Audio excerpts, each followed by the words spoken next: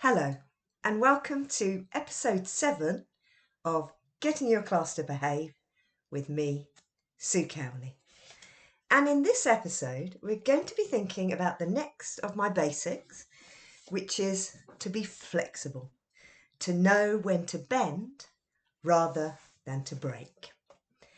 And flexibility is all about accepting that although we have high expectations and we want the very best for our learners, children and young people are human beings just like we are. Sometimes they will be tired, sometimes they will be struggling, sometimes they'll be bored. Some days of the week they'll find things harder than others.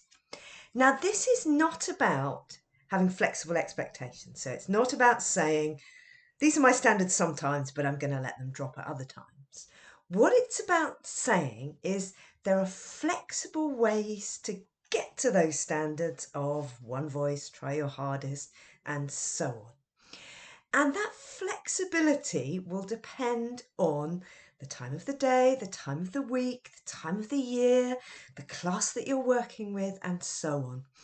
Because sometimes it's better to think laterally, flex a bit, instead of coming at the problem in a linear way and trying to push your way through. Just to give an example from quite a few years ago when I was teaching secondary English, as part of our curriculum, we would have a private reading session on a Friday afternoon. Now, to an extent, this was about reading for pleasure. It was about demonstrating to the children, to the young people, that reading was pleasurable. We were going to set aside time for it. We placed value on it. And they brought in their own reading material, or they could borrow material off us. And we would sit and we would quietly read on a Friday afternoon. So that was part of it. But the other part of it was an acknowledgement that in those late Friday afternoon lessons, we simply weren't getting any valuable learning from the learners by trying to push through with what we wanted them to do. We needed to open up the space a bit and be flexible about the fact that they were tired and it was the end of the week. I'll give you another example from a different phase, but the same kind of principle. So after the pandemic lockdowns, when all our children returned to the setting, we were finding that behaviour had become quite problematic after lunch. And we explored it a lot. We discussed it. There was something going on around the children's need for physical activity in the afternoons, quite possibly linked to being more at home and less able to go out and play in the outdoors during the lockdowns. So we wanted to try and resolve this issue, and we looked at our system and we were trying to work out, should we change our behaviour approach? What could we do to resolve this? But instead, we went with this principle that I've got in my book of being flexible. And we flexed the curriculum itself. And we decided that after lunch, we would introduce a daily walk where we took children out into the local area and allowed them that physical outlet, that need to play in the outdoors, that need to get fresh air. And to this day, we've continued. Even if it's pouring with rain, we're all kitted up and we're out there in the great outdoors. And it solved the behaviour issue we were facing. And I talk in the book about different areas that you might want to think about being flexible around.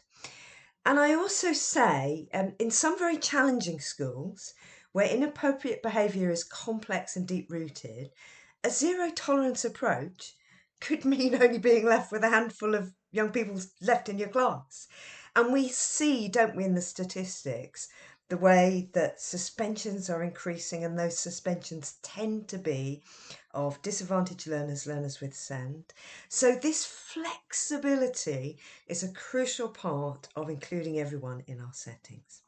So some of the suggestions I give about how you might be flexible are with the class themselves, aiming for a reasonable amount of work, having a target, and if they achieve that target, maybe having a reward period at the end of the lesson. In primary, you might call this a bit of golden time, but with older ones, you might change the name to something a bit more teenage. Then being flexible with the work. and trying to think about, what's the most learning I'm going to get done in this lesson and how can I facilitate that? And then also flexibility with individuals. Often we don't know half of what goes on for young people in their lives outside of school. Perhaps somebody is a young carer, perhaps they didn't get much sleep last night because of it. So that flexibility with young people is crucial for really understanding how to support them. And I say in the book that in teaching there's a tricky balance to be struck between consistency and the flexibility that's essential for day-to-day survival. But a really good way to think about this is that just like you differentiate your approaches to teaching and learning, and you scaffold those, so you can differentiate, flex, scaffold and adapt your approaches to behaviour as well. I'm Sue Cowley. I hope you've enjoyed this episode of Getting Your Class to Behave, and I hope you'll join me next time. Thank you.